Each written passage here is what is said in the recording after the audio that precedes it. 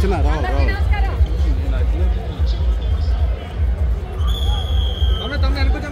MP గారు కొంచెం ముందు రండి.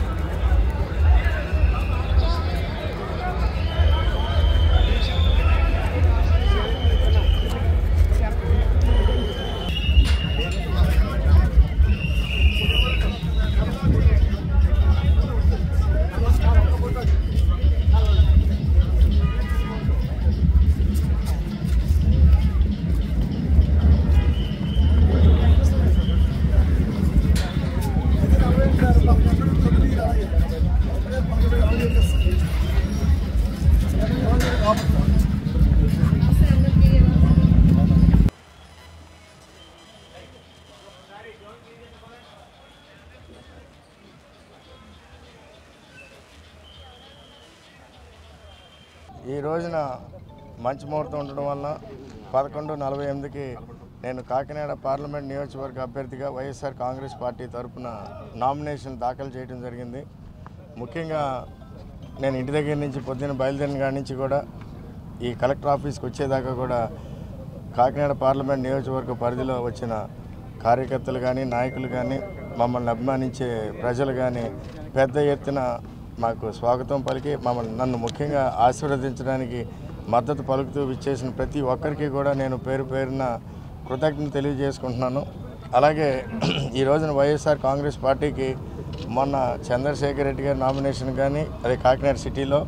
కాకినాడ రూరల్లో కన్నబాబు గారిది కానీ, అలాగే పిఠాపురంలో గీత గారిది కానీ, అలాగే నేను తునిలో దాడిశెట్టి రాజా గారిది కానీ, అలాగే జగ్గంపేటలో తోట నరసింహ గారిది కానీ, ఈ చూసుకుంటే ఈ ఆడు అలాగే ప్రతిపాడులో వరుపుల సుబ్బారావు గారిది కానీ, ఎందుకంటే పెద్దాపురం ఇప్పుడే అయిపోతున్నారు ఇదే ముహూర్తానికి. బట్ ఈ 6 అసెంబ్లీ సెగ్మెంట్స్లో కూడా భారీ ఎత్తున ప్రజలు మద్దతు ఇవ్వడం కానీ, వైఎస్ఆర్ కాంగ్రెస్ పార్టీ కార్యకర్తలు, నాయకులు, ప్రజలు ముఖ్యంగా ఆ నియోజకవర్గాల్లో పెద్ద ఎత్తున వచ్చి ఈ నాయకులకి మా అందరికీ కూడా మద్దతుగా మా వెన్నంటూ ఉంటూ కూడా ఇచ్చిన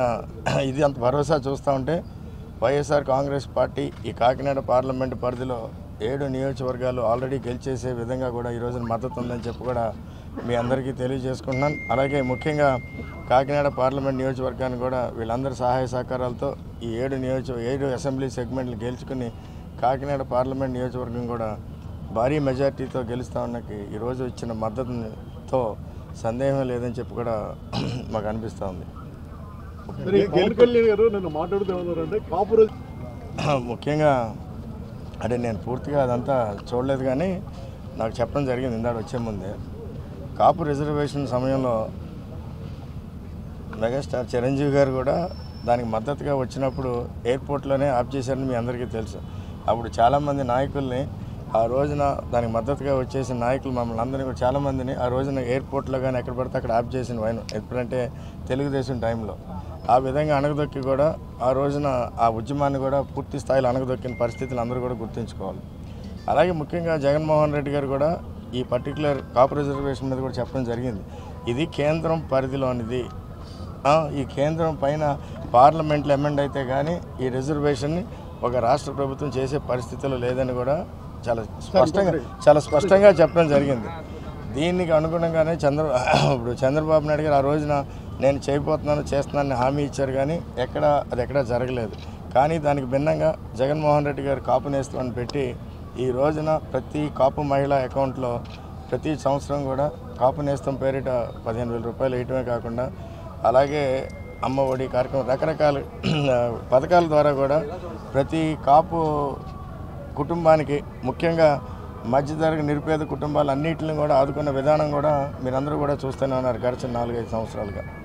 ముఖ్యంగా మన సమాజంలో సమానత్వం రావాలంటే జగన్మోహన్ రెడ్డి గారి నినాదం ఈ రాష్ట్రంలో పేదరికాన్ని పూర్తి స్థాయిలో నిర్మూలించాలి, సమానత్వం రావాలంటే అందరూ కూడా అన్ని కులాలు కూడా ఆర్థికంగా బలపడాలి, అప్పుడే సమానత్వం వస్తుందని చెప్పే ఆలోచనతోనే ఈ రోజున ఆయన గొప్ప సంక్షేమ కార్యక్రమాలని ఏమాత్రం అవినీతికి తావు లేకుండా డైరెక్ట్గా నిజమైన లబ్ధిదారులకి ప్రతి కుల సంఘాలకు కూడా ఈ రోజున అందించిన విధానాన్ని కూడా ప్రతి ఒక్కరు కూడా గుర్తు చేసుకోవాలి. ముఖ్యంగా రేపు జరిగే ఎన్నికలను కూడా జగన్మోహన్ రెడ్డి గారి గ్రాటిట్యూడ్ ఎన్నికలు అంటే ఆయన రుణం తీర్చుకునే విధంగా కూడా ఈ రోజున ప్రజలందరూ కూడా పెద్ద ఎత్తున మాకు మద్దతు పలుకుతున్న విధానాన్ని కూడా మీరు అందరూ కూడా గుర్తు చేసుకోవాలి. ఈ రోజున జగన్మోహన్ రెడ్డి గారు అన్ని బడుగు బలహీన వర్గాలకే కాకుండా ఫార్వర్డ్ క్యాస్ట్లో కూడా నిరుపేద కుటుంబాలను కూడా ఆయన పథకాల ద్వారా ఆదుకుంటున్న వైనాన్ని కూడా అందరూ కూడా గుర్తు చేసుకోవాలి. ఈ రోజున ఒక వాలంటీర్ వ్యవస్థ ద్వారా ప్రతి పేద కుటుంబాన్ని ఆ రోజున కోవిడ్ సమయంలో ప్రతి కుటుంబాన్ని కూడా ఆదుకున్న విధానం అయితే కానీ అలాగే లబ్ధిదారులని కూడా నిజమైన లబ్ధిదారులను ఐడెంటిఫై చేసి ఏమాత్రం అవినీతికి తావు లేకుండా కూడా చేస్తున్న వైనాన్ని కూడా ఈ రోజున అందరూ కూడా గుర్తు చేసుకుంటూ తప్పకుండా జగన్మోహన్ రెడ్డి గారు వస్తే ఇదే రకమైన పరిపాలన కొనసాగుతుంది అనే ఆలోచనతో ఉన్నారని చెప్పి కూడా మీ అందరికీ తెలియజేస్తారు.